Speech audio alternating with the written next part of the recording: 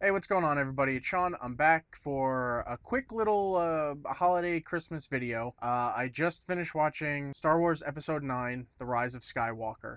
Name really doesn't make any sense when it comes to the movie, though. It's going to be a little spoilery, but I'll save that for the back end. What I wanted to say is I really enjoyed this movie. I was kind of surprised. I got a hold of some of the leaks. Like, I heard about all this stuff and I was like, that's kind of stupid. Then watching it made a lot more sense. Watching episode 9 really shows you how badly they screwed up with episode 8. I can understand some people having a problem with episode 9. It's for me, honestly, it was really just kind of the beginning, the opening scroll to probably another 30 minutes into it, because the majority of that should have been its own story as the second half of the previous film. With the way the trilogy has now ended, we know that things had to have been changed for episode 9 based on what Rian Johnson did in episode 8. Anyone that knows me knows I hate episode 8. I hate it. It's boring. The story doesn't make sense. The characters do shit that just doesn't make sense. The forced romance, acting wise, everything's great. Visually, everything's great. It's just the story. It's perfectly fine to want to do something new in the Star Wars universe. I'm completely okay with that. There needs to be like a breath of fresh air in the franchise. However, you do not do that in the middle of a trilogy. That's not the point that you do that. You save that for your own trilogy, like your own story that you want to tell. That's where that goes. So a lot of the problems I had with episode 8 were fixed in episode 9, but the problems that I have with episode 9 stem from problems in episode 8. For me, the way that this went, Snoke dying should have been the midpoint of episode 8. The remainder of episode 8 is basically what is told to us in the beginning of episode 9 to what's kind of shown towards the beginning. Also, in episode 8, Princess Leia should have died. Like, they shouldn't have done workarounds. We know that they were still doing reshoots when stuff was happening and she died. It would have been better if they just let her die there and kept Luke alive instead of the terrible like CG that they were doing in this. I would still highly recommend going to see episode 9. Even though I do take issue with the beginning of episode 9, I really can't fault them. They were trying their best to do what they could to fix the colossal fuck up that was 8, and I feel they stuck the landing. But before I go into spoilers, I just want to say, yes, I do recommend going to see Star Wars Episode 9, The Rise of Skywalker. Now I'm going into spoilers. This is spoiler territory. The big reveal is that Rey is Palpatine's granddaughter. That her parents were in fact nobodies, which is what they had to go off of with Rian Johnson, because they probably didn't have Sith powers and they didn't want Rey to have anything to do with Palpatine. They didn't want that evil corrupting her and then him like wanting to get her. That's fine. That reveal, you're told that Palpatine is back through the opening crawl. That's not something that you get in an opening crawl.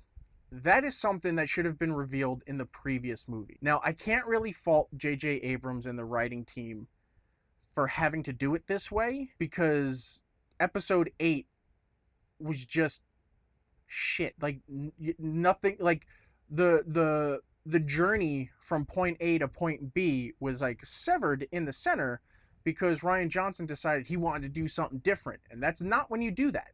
You don't do that in the middle of a trilogy. You have a story that needs to be told, and there are plot points that need to be hit. But I don't want to blame Rian Johnson for this. This is not his fault. This is Kathleen Kennedy's fault, this is Disney's fault, and this is just Lucasfilms in general's fault. And probably a little bit a lot J.J. Abrams, because he shouldn't have just fucking walked away. If you're telling a story, this is the story.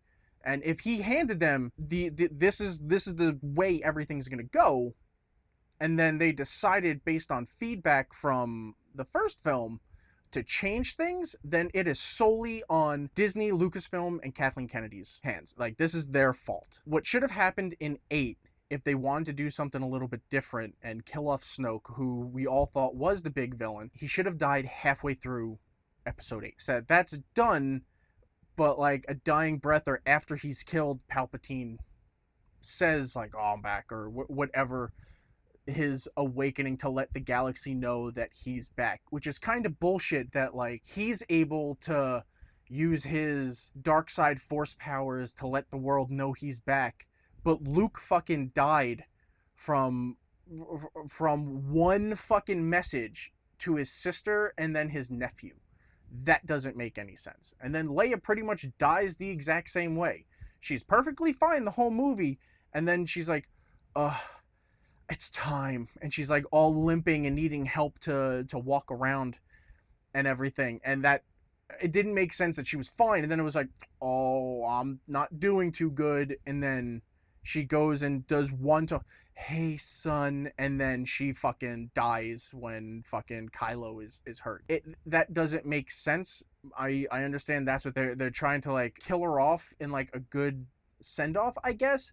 But a better send-off would have been her being killed by Hux and being sucked out into space and dying out there, instead of suddenly adding new force powers that no one has ever heard of. The force suddenly being able to project a protective shell around her to keep her safe from the radiation and the vacuum of space that would have killed her instantly, and then Superman fly her back to the fucking ship. Like, it would have just made more sense for her to die there, and then instead of Luke doing his magic fucking hologram fucking bullshit to them, to actually be there. And when he's like, you want me to go and fight these, like, the whole fucking army, him going there and actually fighting it, showing he's still powerful, but at least that weakens him. Not dies, but weakens him enough that he can't keep doing it, so he trains Rey. And then the second half of the movie would have been him training Rey after she finds out that Palpatine is his granddaughter, is her grandfather, and her trying to come to terms with that, so that maybe at the end she's isolated from everyone, and that's where everything kind of starts off in the Rise of Skywalker. Because you're pretty much just told in the opening credit, hey, Palpatine's back, he let everyone know, and now stuff's happening. And then it cuts to people there, and it's like, we can confirm now that Palpatine's back. He just fucking spoke to everyone, apparently, in the crawl. You don't need that. That's stupid. When she finds out that she's Palpatine's granddaughter and like she uses her powers, and it's like, oh, I might be evil. She goes back to the planet where Luke like made himself a hermit, and she burns the ship. She throws the lightsabers in and everything because she's like, I gotta fucking stay away. I'm evil, blah. And then Luke's ghost comes out and you gotta be careful. And then she's like, okay, I'll go and save her. That was a 15-minute thing, if that. That should have been like half the movie, her coming to terms with this and then going and doing stuff to save everyone. Because really, there's no reason for her to be in the scenes with everyone else that she's in, because they're all doing their own thing. What's his face? Finn keeps saying that he has something important to tell Rey and then never does. And I'm assuming that's just some J.J. Abrams bullshit where it's like, oh, look, it's a mystery. What's he gonna tell her? Oh, we never find out. And it's like, I don't really fucking care. I don't care.